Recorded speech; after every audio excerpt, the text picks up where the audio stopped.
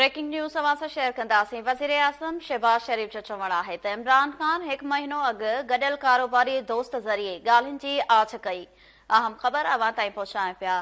वज़ीर आज़म शहबाज शरीफ जो इहो बि चवणु आहे त इमरान ख़ान ॻाल्हियुनि ज़रिए ॿ मामला तय करण जी ख़्वाहिश ज़ाहिर कई। हिकु मामलो आर्मी चीफ जी मुक़ररी ऐं ॿियो आम चूंडुनि जो हो। वज़ीर आज़म शहबाज शरीफ जो वधीक इहो बि चवणु हो, मूं इनकार कंदे मिसाक़ जमहूरियत ऐं मिसाक़ मईशियत ते ॻाल्हियुनि जी आछ कई। अहम ख़बर अवां ताईं पहुचायूं पिया। वज़ीर आज़म शहबाज शरीफ जो चवणु आहे इमरान ख़ान ॻाल्हियुनि ज़रिए ॿ मामला तय करण जी ख़्वाहिश ज़ाहिर कई।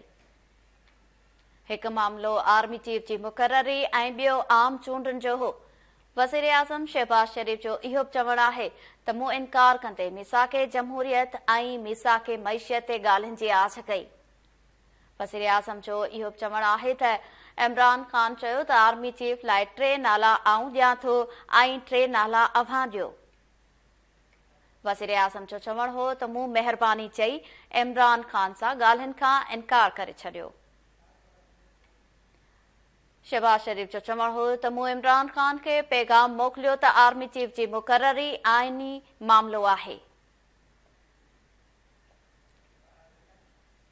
ब्रेकिंग न्यूज़ अवां सां शेयर कयूं पिया। वज़ीर आज़म शहबाज शरीफ जो चवणु आहे इमरान ख़ान हिकु महीनो अॻु गॾियल कारोबारी दोस्त ज़रिए ॻाल्हियुनि जी आछ कई। इमरान ख़ान ॻाल्हियुनि ज़रिए ॿ मामला तय करण जी ख़्वाहिश ज़ाहिर कई।